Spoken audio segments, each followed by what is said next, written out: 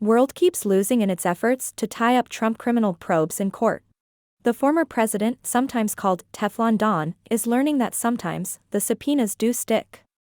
In recent months, former President Donald Trump and his allies have suffered a string of defeats in court as they've tried to resist or impede criminal investigations into his conduct. The latest example was Trump's unsuccessful bid to block testimony from his former White House lawyers before the federal grand jury investigating 2020 election subversion. The attorneys, Pat Cipollone and Pat Philbin, appeared before the DC-based grand jury on Friday.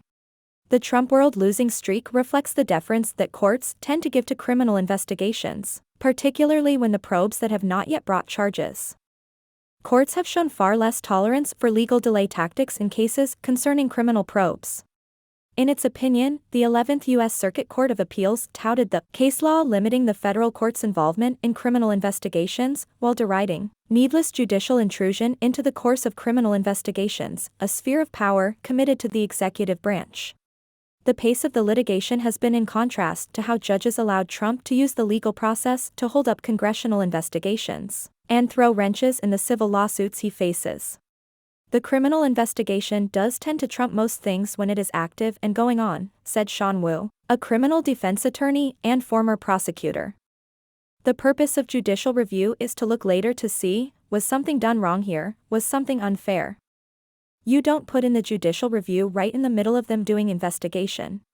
Trump and his inner circle are also fending off an Atlanta area investigation, being run out of a special purpose grand jury looking at the election subversion gambits that targeted Georgia in 2020.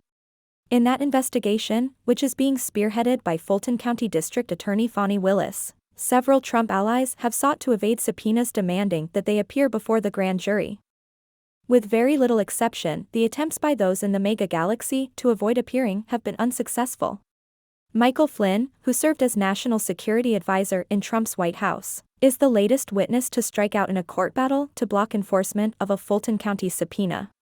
A Florida judge on Thursday refused to delay Flynn's testimony while Flynn appeals the order commanding his appearance. Previously, the South Carolina State Supreme Court said that Mark Meadows must appear before the grand jury testimony, and a state court in Colorado this summer compelled the appearance of ex-Trump campaign legal advisor Jenna Ellis.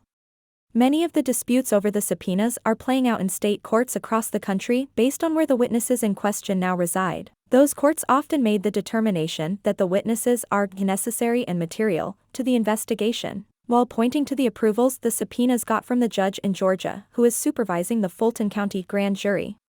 There's a very old, going back to England, common law rule that grand juries entitled every person's evidence, said Randall Eliason, a former DOJ prosecutor who now teaches at George Washington University Law School.